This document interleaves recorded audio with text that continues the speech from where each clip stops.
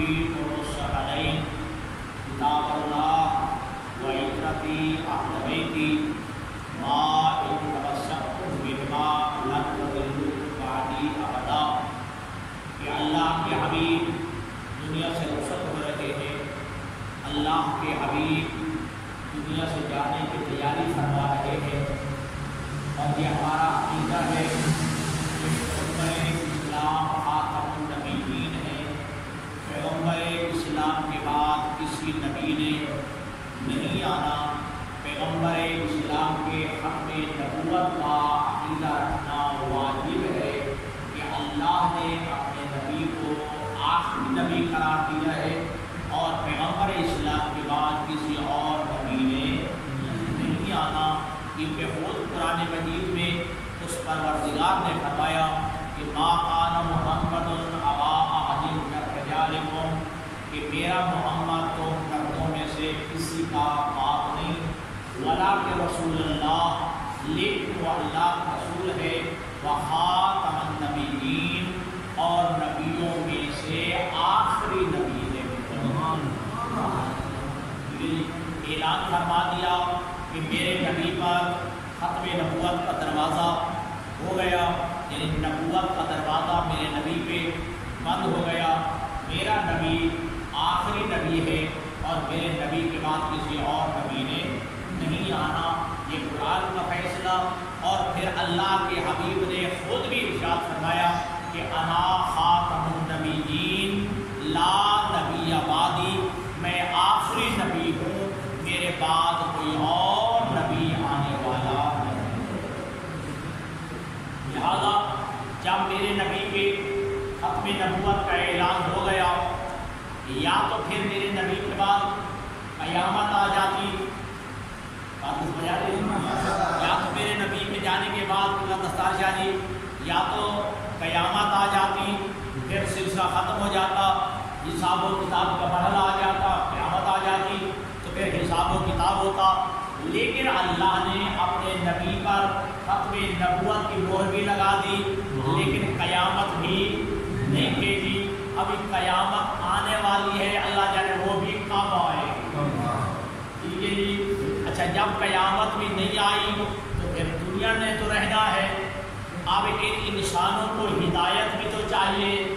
یا تو اگر اللہ قیامت دے دیتا تو بات ختم تھی، لیکن اب میرے نبی کی نبوت رہے گی قیامت تک، اور یہ قرآن رہے گا قیامت تک، شریعت رہے گی قیامت تک، احکامات قرآن رہیں گے قیامت تک، احکامات شریعہ رہیں گے قیامت تک، واجبات اور یہ فرائض کا سلسلہ رہے گا قیامت تک، یہ محرمات کا سلسلہ بھی رہے گا قیامت تک. ٹھیک ہے. جب قیامت تک رہنا ہے تو پھر اس انسان کی ہدایت کا بندوبست بھی ہونا چاہیے.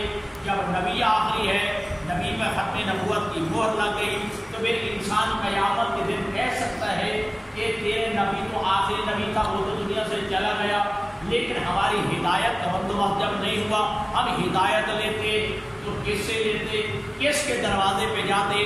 اللہ کے نبی نے فرمایا انی تارک فیکم الثقلین کتاب اللہ وعترتی اہل بیتی، میں بغیر وارث کے نہیں چھوڑ کے جانا، بغیر ہادی کے نہیں چھوڑ کے جانا، بغیر ہدایت کے نہیں چھوڑ کے جانا.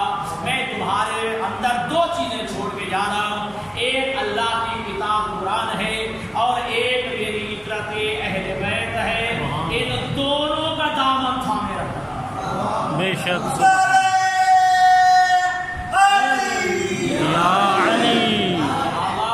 نہ قرآن کو چھوڑنا ہے اور نہ ہی میری عترت اہل بیت کو چھوڑنا ہے.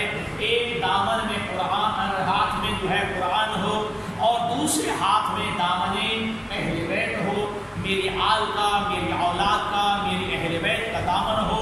تو میں نبی ضمانت دے رہا ہوں کہ لن تضلوا بعدی ابدا، میرے بعد ہرگز گمراہ نہیں ہو.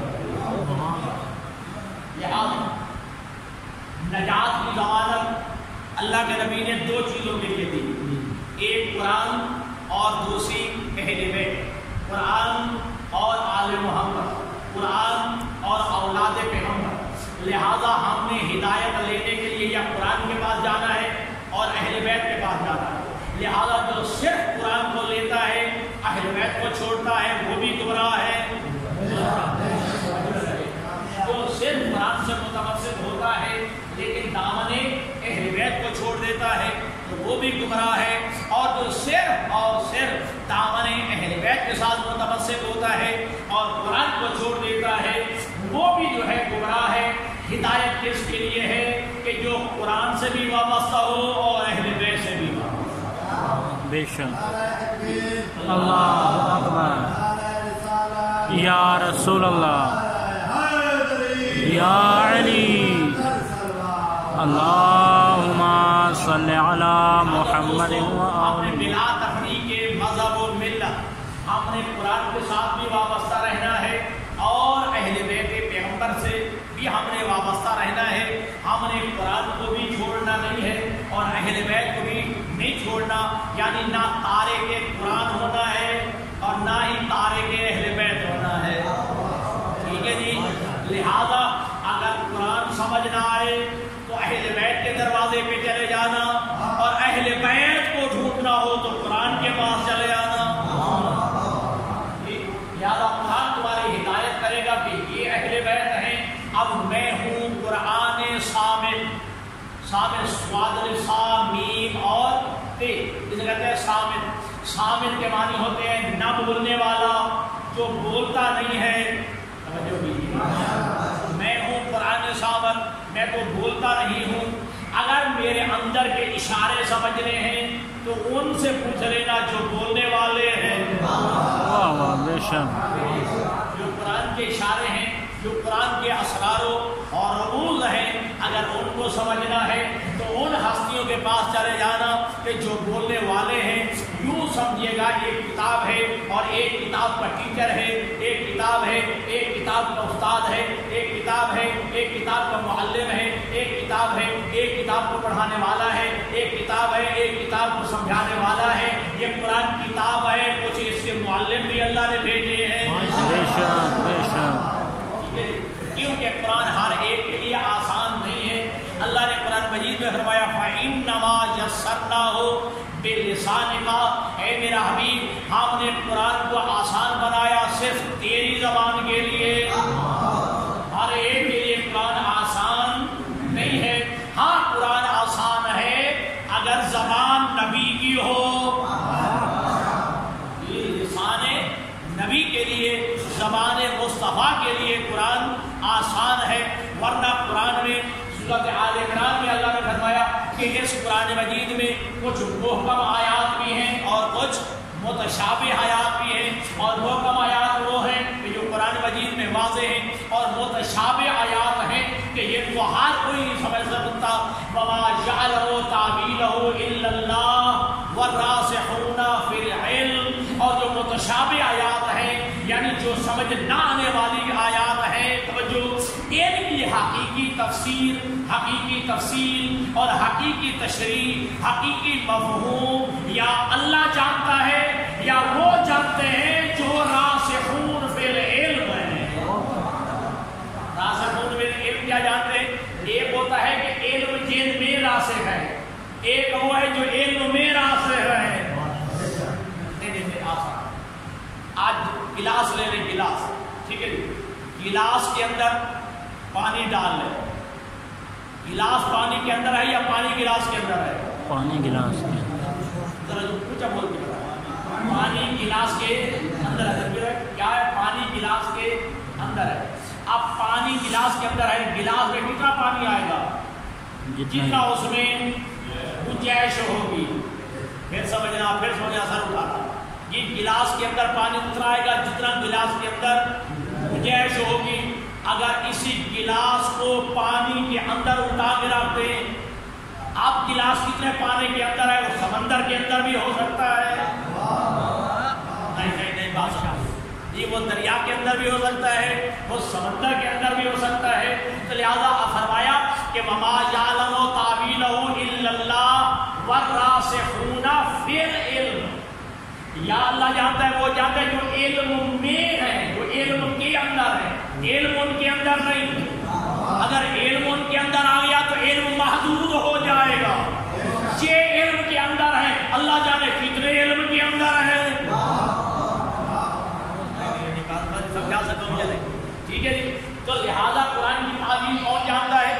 اللہ جانتا ہے یا وہ ہستیاں جانتی ہیں جو قرآن علم کے اندر راسخ ہے، جو علم کے اندر جو ہے وہ بٹن ہے، علم جو ہے اب وہ علم اچھا علم جو جب علم کے اندر ہے گلاس الٹا رکھ دے تو پانی اندر بھی جائے گا، پانی باہر بھی جائے گا، ٹھیک ہے جی۔ ایک کسا لے لیں، ایک جگ لے لیں جی، یا ایک بالٹی لے لیں، پانی نہیں بھر دیں، اب گلاس اس کے اندر الٹا رکھ دیں تو پانی اندر بھی جائے گا اور گلاس کے باہر بھی جائے گا۔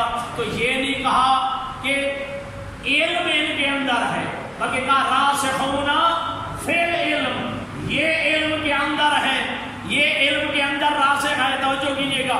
تو علم ان کے اندر بھی ہے، علم ان کے باہر بھی ہے، اور دینے والا جو ہے اللہ ہے۔ اب نہیں پتا اسے دیا کتنا ہے، انہوں نے لیا کتنا ہے۔ اللہ اکبر، یا رسول اللہ، یا علی، اللہم صلی علی محمد وآل محمد۔ دینے والا ہے، علم دینے والا کون ہے؟ یعنی اللہ، اور لینے والے ہیں محمد و آل محمد۔ توجہ، اب جو لینے والا ہے دینے والا ہے اسے کتنا دیا، اور لینے والوں نے علم کتنا لیا، وہاں بخل نہیں ہے، کیا ظرف کم نہیں ہے۔ واہ واہ، بے شک بے شک۔ تو لہٰذا میں یہی بالکل نہیں چاہتا، بلکہ وما یعلم تأویلہ الا اللہ والراسخون فی العلم۔ توجہ، اب جو اللہ فرمائے، اللہ کے نبی فرماتے ہیں تمہارے اندر دو چیزیں چھوڑ کے جاتا، ایک اللہ کی کتاب ہے اور دوسری عزت اہل بیت ہے۔ لہذا میں ضمانت دیتا ہوں کہ ان تمسکتم بہما، ان دونوں کے ساتھ متمسک رہو گے، لن تضلوا بعدی ابدا، میرے بعد ہرگز گمراہ نہیں ہوں گے۔ اور پھر یہ کہ قرآن اہل بیت کے ساتھ، اہل بیت قرآن کے ساتھ، اب کتنے دنوں کے لیے ہیں، کتنے مہینوں کے لیے ساتھ ہیں، کتنی صدیوں کے لیے ساتھ ہیں، کتنے سالوں کے لیے ساتھ ہیں۔ اللہ کے نبی نے فرمایا لن یفترقا، یہ کبھی بھی آپس سے جدا نہیں ہوں گے، کبھی بھی آپس سے جدا نہیں ہوں گے۔ حتی یرد علی الحوض، یہاں تک کہ یہ دونوں حوض کوثر میں مجھے ملیں گے۔ لہذا قرآن اہل بیت سے جدا نہیں، اہل بیت سے قرآن کی سے جدا نہیں۔ لہذا اگر ہدایت یافتہ ہونا ہے تو پھر اپنے ایک ہاتھ میں قرآن تھامو اور اپنے ایک ہاتھ میں دامن اہل بیت رکھو۔ واہ سبحان اللہ، پھر جو ہے ہدایت یافتہ رہو گے۔ اب انہی کا راستہ ہے ہدایت کا راستہ۔ اب پیغمبر دنیا سے جا رہے ہیں، ہم نے ہدایت لے لی ہے، ٹھیک ہے جی۔ اب قرآن سامنے ہے، قرآن عربی میں نازل ہوا، قرآن اشاروں کی زبان ہے، یا قرآن یوں کہیے، آپ اخبار پڑھتے ہیں نا، پہلے صفحے پہ موٹی موٹی سرخیاں ہوتی ہیں نا شادی، اور چھوٹا سا لے کے نیچے لکھا ہوتا ہے بقیہ خلاص صفحے پہ، موٹی موٹی سرخیاں سامنے یا فرنٹ پیج پہ، یہ فرنٹ جو ہے صفحے پہ لگا دی جاتی ہیں، پھر نیچے لکھ رہا ہے کہ بقیہ خلاص صفحہ نمبر جو ہے پڑھ۔ تو قرآن مجید کیا ہے؟ یہ اصول کی کتاب ہے، قرآن مجید یہ بنیادی چیزوں کی کتاب ہے۔ توجہ، اب اس کی جو جزیات ہیں، جو ان کی تفصیل ہے، جو ان کی تشریح ہے، وہ بتائیں گے جن کے گھر میں قرآن نازل ہو۔ واہ واہ، بے شک بے شک۔ ٹھیک ہے جی۔ اب ان کی قرآن مجید میں کیا ہے؟ اقیموا الصلاۃ، نماز پڑھو۔ کوئی بندہ مجھے دکھا دے کہ قرآن مجید میں کہاں لکھا ہوا ہے 5 نماز؟ ہر نماز کی کتنی رکھتے ہیں، کتنے نوافل ہیں۔ قرآن کہتا ہے کہ روزہ رکھو۔ توجہ، کون سی چیزیں کہ روزے کو باطل کرنے والی ہیں، کون سی چیزیں ہیں کہ جن کی وجہ سے روزہ ٹوٹ جاتا ہے۔ قرآن کہتا ہے زکوٰۃ دو، زکوٰۃ کا نصاب نہیں لکھا ہوا، کتنی گندوں پہ زکوٰۃ واجب ہے، کتنے سونا چاندی پہ زکوٰۃ واجب ہے، کتنے جو ہے اونٹ گائے بھیڑ بکری پہ زکوٰۃ واجب ہے، نصاب قرآن مجید میں نہیں لکھا ہوا۔ تو اب پتہ چل گیا کہ قرآن کلیات کی کتاب ہے، قرآن جو ہے اصول کی کتاب ہے، قرآن جو ہے بنیادی چیزوں کی کتاب ہے۔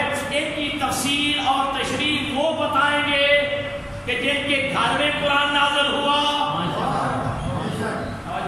مجھے آسان ہو رہی ہے بات؟ ماشاءاللہ۔ تو لہٰذا ہم نے ہدایت حاصل کرنی ہے، تو ہدایت لینے کے لیے قرآن کے بعد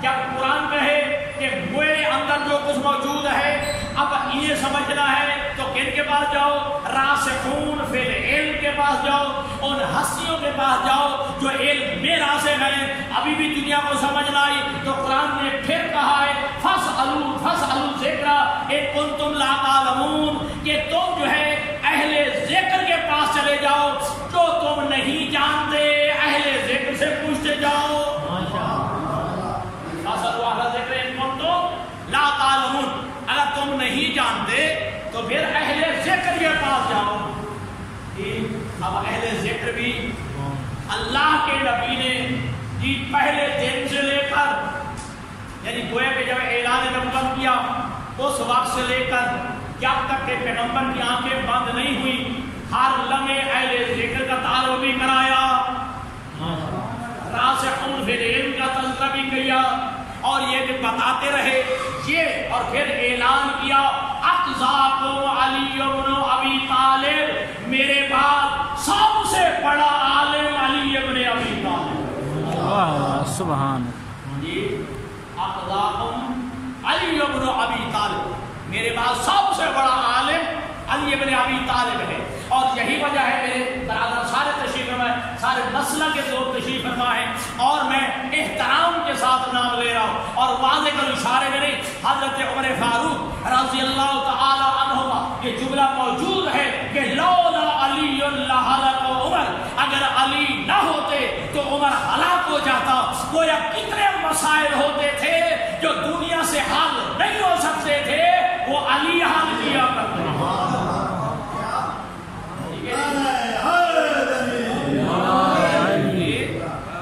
دنیا سے مسائل حل نہیں ہو سکتے تھے، وہ ان مسائل کو علی حل کیا کرتے تھے۔ اور توجہ کیجیے گا، اور یہی وجہ ہے کہ یہ کہہ دیا علی ابن ابی طالب کے بارے میں اللہ کے نبی نے کہ اب دنیا اکیلا قرآن کو نہ تھام لے، میں نبی ہو کے کہہ رہا ہوں القرآن مع علی و علی مع القرآن، قرآن علی کے ساتھ ہے، علی قرآن کے ساتھ ہے، لہذا اگر قرآن دیکھنا ہو سمجھنا حقیقی قرآن وہی ہوگا جہاں علی ہوگا، علی وہی ہوگا جہاں قرآن ہوگا۔ سبحان اللہ، سبحان قرآن علی سے جدا نہیں اور علی قرآن سے جدا نہیں، تو دنیا ساتھ نہ ٹکرائے، دنیا اپنے ساتھ دیواروں میں نہ مارے، جہاں کہیں مشکل ہو جائے قرآن سمجھ نہ آئے تو علی کے پاس چلے جانا۔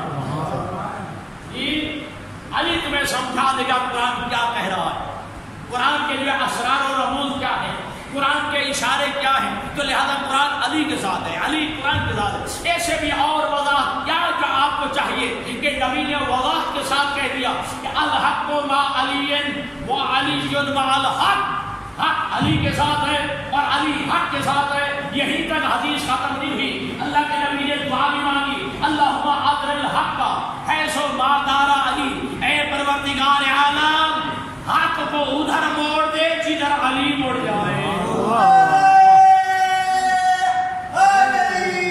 یا علی، اے میرے اللہ حق کو ادھر بھیج۔ یہ نہیں فرمایا، بیٹا دیکھیے، یہ نہیں فرمایا کہ علی کو ادھر موڑ دے جدھر حق موڑے، نہ، کیا فرمائش علی اللہم ادر الحق حیث ما دار علی، اے پروردگار حق کو ادھر پھیر دے، حق کو ادھر موڑ دے جدھر علی موڑ جائے، تو پھر پتہ چلے گا کہ علی آگے ہوگا حق پیچھے ہوگا۔ اب دیکھیں نا، یہ حق ہے، حق، اب سمجھ لیں یہ بھی حق میں ہے، وہ حق تب حق ہے جب علی کے پیچھے جسے آپ حق سمجھ رہے ہیں یا میں حق سمجھ رہا ہوں، اس حق کو بھی سمجھیں کہ یہ حق کیا ہے، حق بھی تب حق ہے جب علی کے پیچھے چلے گا۔ سمجھا رہے، یہ حق بھی تب حق ہوگا جب علی کے پیچھے ہوگا۔ تو فرمائے کہ اللہم ادر الحق حیث ما دار علی، پروردگار حق کو ادھر موڑ دے جدھر علی موڑ جائے، ٹھیک، الحق مع علی و علی مع الحق، معیار دے دی حق کا، علی حق کے ساتھ ہے، حق علی کے ساتھ ہے، اگر دیکھنا ہو کہ حق کدھر ہے علی کو دیکھ لینا، جدھر جدھر علی ہوگا ادھر ادھر حق ہوگا۔ توجہ، اگر علی جو ہے محراب مسجد میں ہے، حق محراب مسجد میں ہے، علی جو ہے منبر پہ ہے تو حق بھی منبر پہ ہے. اگر علی جو ہے وہ یہودی کے باغ میں کیوں نہیں؟ یہ حق پھر جو ہے یہودی کے باغ میں ہوگا. تو پتہ چل گیا کہ یہ منبر، یہ میل، یہ تخت، یہ معیار حق نہیں ہے. معیار حق علی ہے. اگر علی معیار حق نہ ہوتا تو دنیا منبر چھوڑ کے یہودی کے باغ میں علی سے مسئلہ پوچھنے کی وجہ. سبحان اللہ. بات سمجھ آ گئی ہے؟ تو لہٰذا میرے سارے دوست تشریف فرمائے، سارے جو ہے مسئلہ کے دوست میرے تشریف فرمائے. تو میں ہمیشہ اصلاحی بات کیا کرتا ہوں، میں ہمیشہ حق کی بات کرنے کی کوشش کرتا ہوں، سمجھانے کی بات کرتا ہوں کہ اللہ کے نبی نے ہمیں دو چیزیں دی ہیں، ایک قرآن دیا اور ایک اطاعت اہل بیت. ٹھیک ہے جی. اب جو قرآن کہے سمجھنا ہے تو اہل بیت کے پاس چلے جاؤ. اگر اہل بیت کو سمجھنا ہو تو قرآن کے پاس آؤ، قرآن سے پوچھو اہل بیت کون ہے. ٹھیک ہے جی. پڑھیے جی. اللہ کے نبی آئے نا جناب زہرا کے گھر میں اور آگے کہا بیٹی میری طبیعت میں ذرا ملول ہے، ذرا مجھے یمنی چادر لا دیجیے. جناب زہرا نے یمنی چادر لا کے دی. اللہ کے نبی چادر لے کے ابھی لیٹ ہی تھے، حسن مجتبی آ گئے. ٹھیک ہے. اور آگے جملہ کیا کہا تھا کہ اماں میں اپنے گھر میں نانا کی خوشبو محسوس کرتا ہوں. حالانکہ گھر میں اور بھی تھے، انہیں تو نبی کی خوشبو نہیں آئی، حسن کو کیوں آ گئی؟ معصوم کی خوشبو معصوم سوکھ کرتا.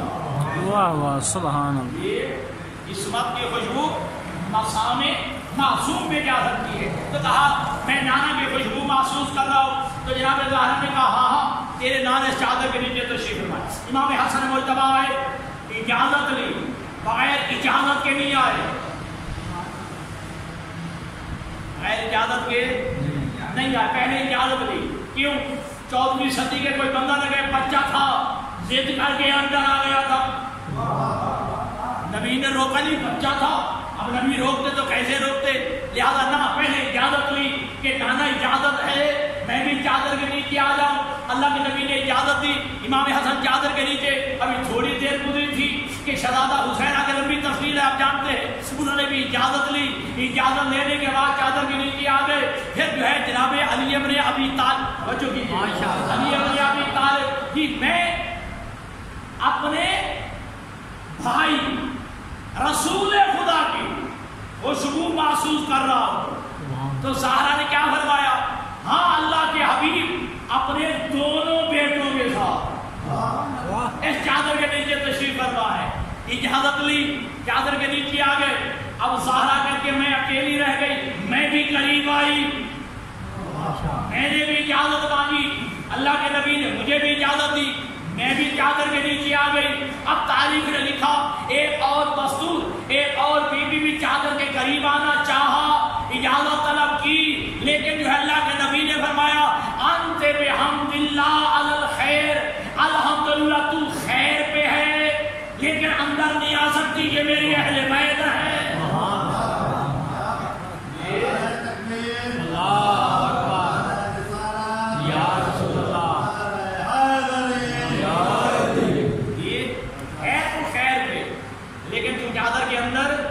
نہیں آ سکتی، یہ میری اہل بیت ہے. ٹھیک ہے جی.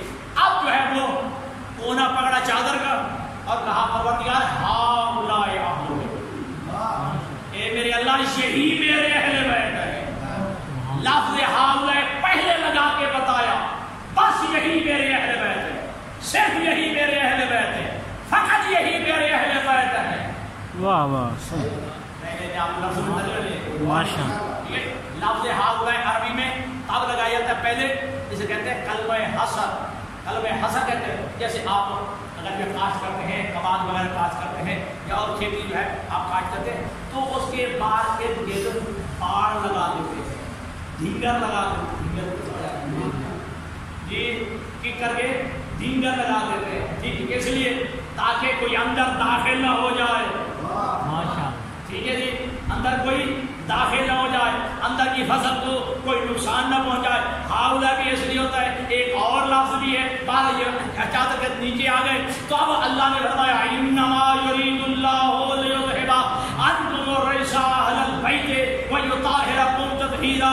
سوائے اس کے نہیں کہ اللہ کا ارادہ یہ ہے اہل بیت رسول سے رجس کو دور رکھے جیسا دور رکھنے کا حق ہے، اور اہل بیت رسول کو ایسا پاک رکھے جیسا پاک رکھنے کا حق ہے.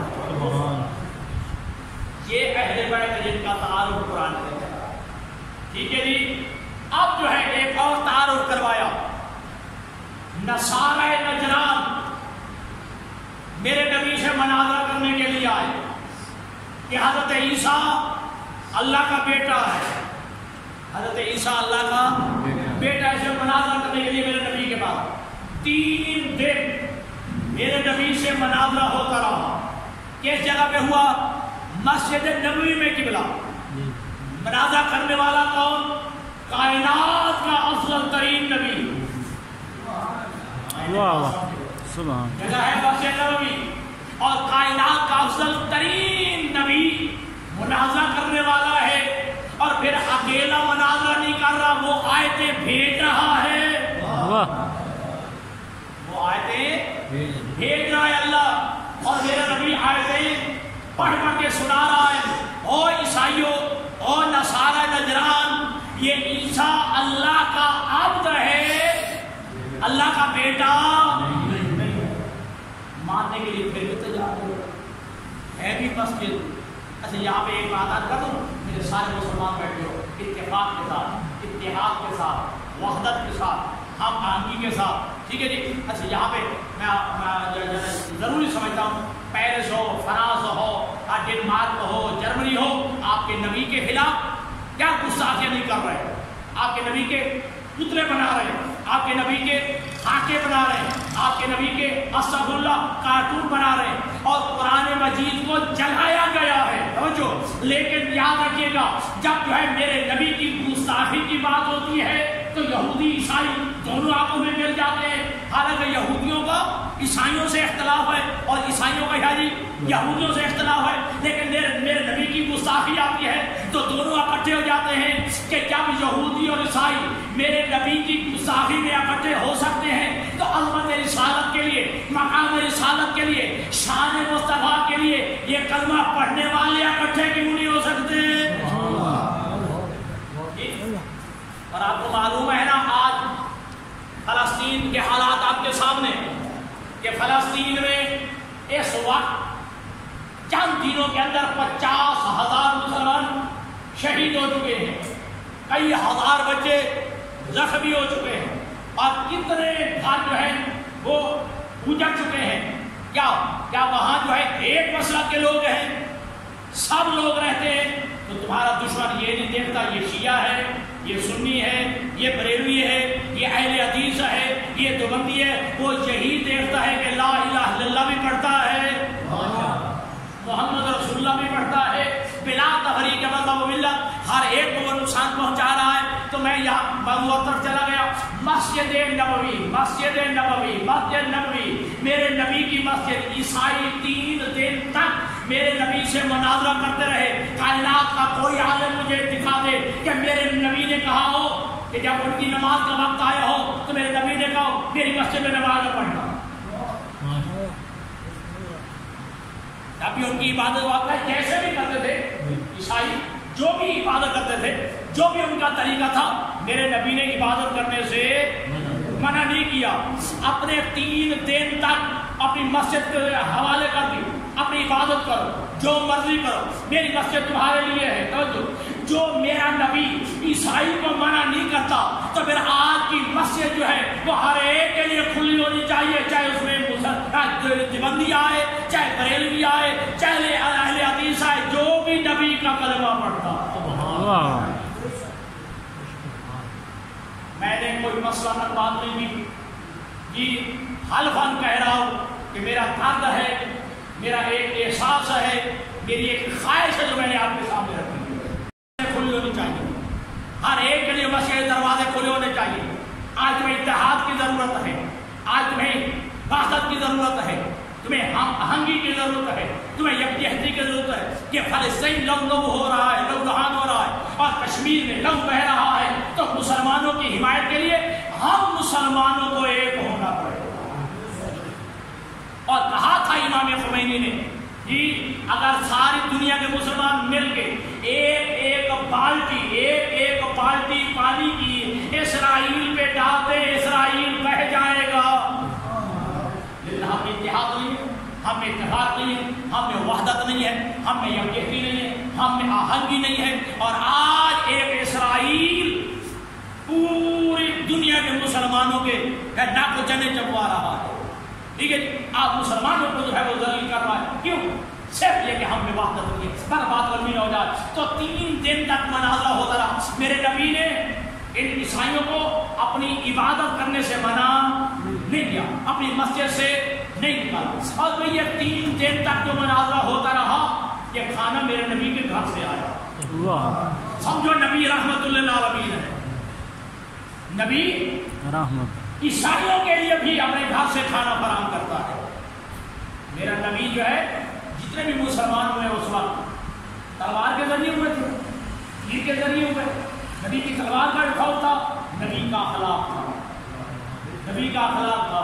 اب سنتے رہتے ہو، بات پھر لمبی ہو جائے گی کہ وہ ایک بوڑھی عورت، میرے نبی گزرتے تھے نا حاج صاحب، وہ بوڑھی عورت ہر روز پیغمبر اسلام کے سر پہ کوڑا کرکٹ گندگی ڈال دیتی تھی۔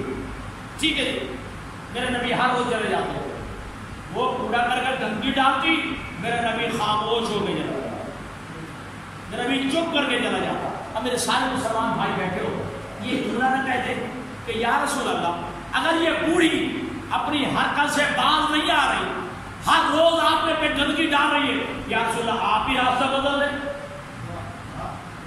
بات سمجھ آ رہی میرے دل کہ ہر روز کوڑا کرکٹ ڈالتی ہے، گندگی ڈالتی ہے آپ پر، تو یا رسول اللہ آپ ہی راستہ بدل دیں۔ عجب نہیں نبی کی آواز آئے، اگر ہاتھی راستہ بدل لے ان جاہلوں کو پھر ہدایت کون کرے گا؟ اللہ سبحان۔ اگر ہاتھی راستہ بدل لے پھر ان جاہلوں کو ہدایت کون کرے گا؟ ان گمراہوں کو ہدایت کون کرے گا؟ تو میرا نبی رحمت بن کے آیا، ہر روز بیٹھ کا معمول ہے، لیکن ایک دفعہ اللہ کے نبی گزرے، لیکن اللہ کے نبی پہ حسب معمول اسے کوڑا نہ پھینکا، گندگی نہ پھینکی۔ اللہ کے نبی نے پتہ کیا، کیا ہوا؟ پتہ چلا کہ وہ بڑھیا بیمار ہے۔ اللہ کے نبی عیادت کرنے کے لیے چلے گئے، اللہ کے نبی عیادت کرنے کے لیے چلے گئے، دروازے پہ دستک دی، بڑھیا مریض پڑی تھی، ایسا جو ہے حالت بیماری میں اٹھتی ہوئی، جب دروازہ کھولا سامنے دیکھا وہی محمد ابن عبداللہ، جس پہ ہر روز میں گستاخی کرتے ہوئے میں کوڑا کرکٹ پھینکتی ہوں، فوراً بول کے چلا کے کہتی ہے، اے محمد تجھے پتہ چل گیا میں بیمار ہوں جی، اب میں کچھ کر نہیں سکتی، کمزور سمجھ کے بدلہ لینے آ گیا ہے، کمزور سمجھ کے بدلہ لینے آ گیا ہے۔ کہا نہیں میں بدلہ لینے نہیں آیا، میں عیادت کرنے آیا ہوں، میں تیمارداری کرنے کے لیے آیا ہوں، میں بیمار کرسی کرنے کے لیے آیا ہوں۔ جب بڑھیا نے دیکھا میں تو یہ حرکت کیا کرتی تھی، یہ بدلہ لینے نہیں آیا، یہ تیمارداری کرنے آیا ہے، فوراً جو ہے نبی کے قدموں پہ گر کے کہتی ہے، اے محمد اپنا کلمہ پڑھا۔ یہ کیا تھا؟ یہ میرے نبی کی رحمت تھی، میرے نبی کا اخلاق تھا۔ اور ایک بوڑھی، وہ بھی آپ سنتے رہتے ہیں نا کہ اللہ کے نبی گزر رہے تھے کہ ایک بوڑھیا وزن زیادہ تھا لیکن اٹھا نہیں سکتے، گرا دیتی تھی، اگر اٹھا کر سر پہ ڈال دیتا پھر گر جاتا، چل نہیں سکتی تھی۔ اللہ کے نبی نے، توجہ، اللہ کے نبی نے وہ اس کا سامان اٹھایا، ہر سب چھوڑ کے آئے۔ میں اس لیے کہہ رہا ہوں کہ مسلمانوں میں اتحاد ہو، اتفاق ہو، پیار ہو، اخلاق ہو، رحمت ہو، نفرتیں دور ہو، قدورتیں دور ہو، منافقت دور ہو، اور پیار آ جائے مسلمانوں کا، ایسے جملہ دے رہا ہوں۔ اب بڑھیا کا جو ہے سامان میرے نبی نے اٹھایا اور گھر تک چھوڑا، توجہ، جب گھر تک پہنچا دیا، بڑھیا کہتی ہے بندہ شریف ہے، کسی شریف خاندان کا ہے، لیکن میرا حق بنتا ہے کہ تمہیں ہدایت بھی کروں، تیری خیر خائی بھی کروں، تیری بھلائی کا بھی میں سامان کروں. کیا ابویا کیا کہنا چاہتی ہوں؟ میں تیری خیر خواہی میں سوچ رہی ہوں، تیری بھلائی سوچ رہی. کیا یہاں پہ ایک بندہ آیا ہوا ہے، نام اس کا محمد ابن عبداللہ ہے، وہ بڑا جادوگر ہے.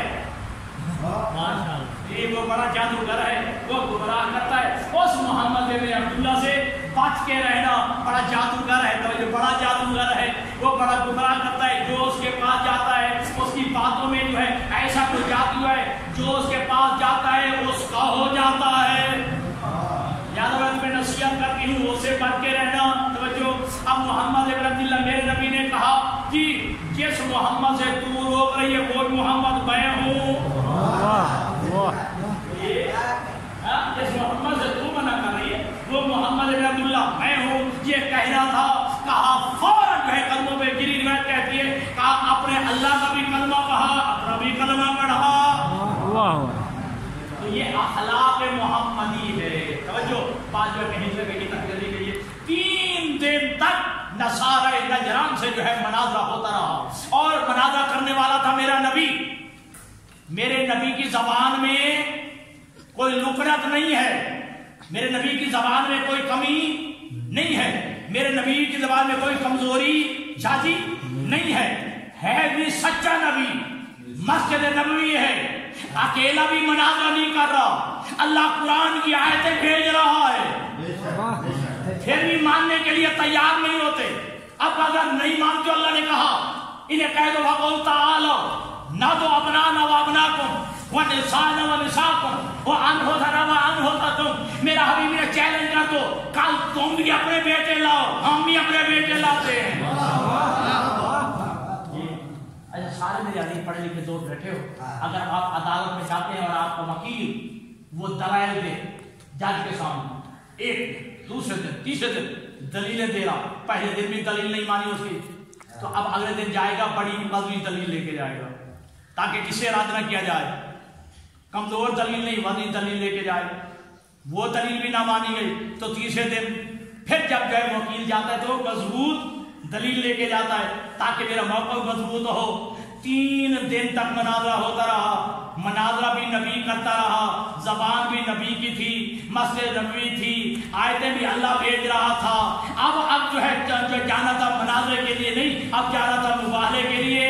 اب کوئی ایسی دلیل ہونی چاہیے جو قرآن سے بھی وزنی ہو. پھر کوئی ایسی دلیل ہونی چاہیے کہ جو قرآن سے بھی وزنی ہو. تو اب کہا کہ تم اپنے بیٹے لاؤ، ہم اپنے بیٹے لاتے ہیں. تم اپنی عورتیں لاؤ، ہم اپنی عورتیں لاتے ہیں. تم اپنے نفس لاؤ، ہم اپنے نفس لاتے ہیں. ثم نبتہل، پھر ہم مباہلہ کر لیتے ہیں. فنجعل لعنۃ اللہ علی الکاذبین، پھر جھوٹوں پر مل کے لعنت کریں گے. پھر جھوٹوں پر مل کر لعنت کریں گے. ٹھیک ہے جی. اب وزنی دلیل جو قرآن سے بھی وزنی، جس دلیل کو جھٹلایا نہ جا سکے. ادھر نبی نے حسن کو لیا، حسین کو لیا، زہرا کو لیا، علی کو لیا. بس میرے آخری جملے، میرے پاس جو ہے غالباً آدھا منٹ باقی رہ گئے. اب یہ وزنی دلیل لے کے گئے. حسن کو لیا، حسین کو لیا، جناب زہرا کو لیا، علی مرتضیٰ کو لیا، اور اتنی وزنی دلیل تھی. کرنا تھا مباہلہ، لیکن پڑھو تاریخ اسلام، مباہلہ ہوا ہی نہیں. جیسے ہی عیسائیوں نے دیکھا تو فوراً کہا یا معاشر النصارى لا تباہلوا، اے عیسائیوں ان سے مباہلہ نہ کرنا. انی لا ارى وجوہا، میں ایسے چہرے دیکھ رہا ہوں. اگر یہ پہاڑ کو بھی کہیں گے کہ پہاڑ ہٹ جا، پہاڑ بھی ہٹ جائے گا. واہ واہ سبحان اللہ. ایسے میں صداقت معاب چہرے دیکھ رہا ہوں، ایسے سچے چہرے دیکھ رہا ہوں. اگر یہ پہاڑ کو بھی کہیں گے تو پہاڑ بھی اپنی جگہ چھوڑ دے گا. ٹھیک ہے جی. یہ کون تھے؟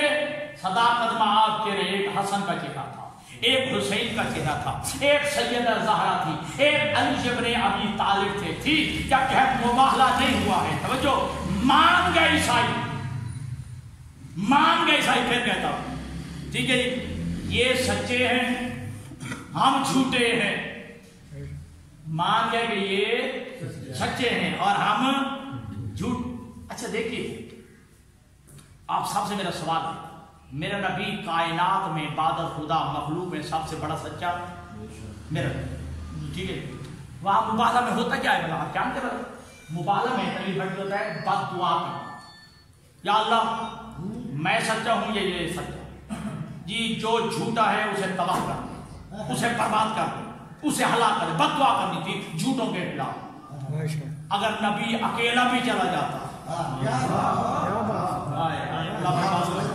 میرے نبی اکیلے بھی چلے جاتے، نبی کی بد دعا قبول ہوتی، نبی کو فتح ہوتی.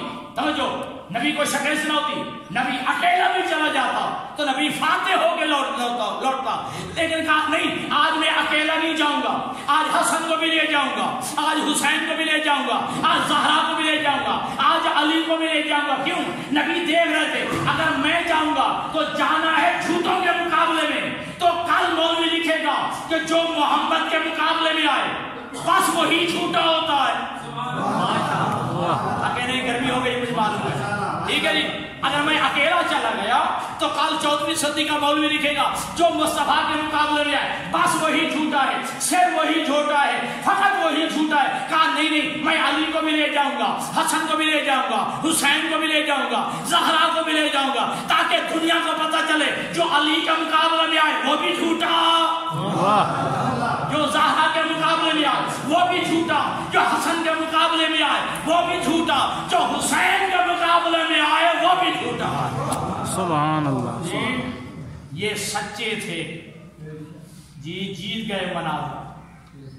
یہی مباہلے والی زہرا کی بیٹیاں جی جب کربلا میں لٹ گئی ہیں، جب کربلا میں ان کے سروں سے چادریں چھین لی گئی، 72 لاشیں پڑے تھے، ان میں ایک لاش نواز رسول حسین کا.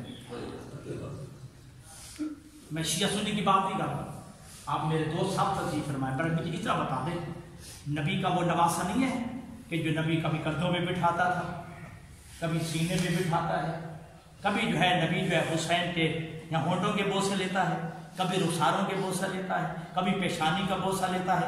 یہ حسین نہیں ہے کہ جی مہر نبوت کا سوار تھا جسے زہرا نے چکیاں پیس پیس کے پالا تھا. آج وہی حسین ہے، سر تن سے جدا ہے.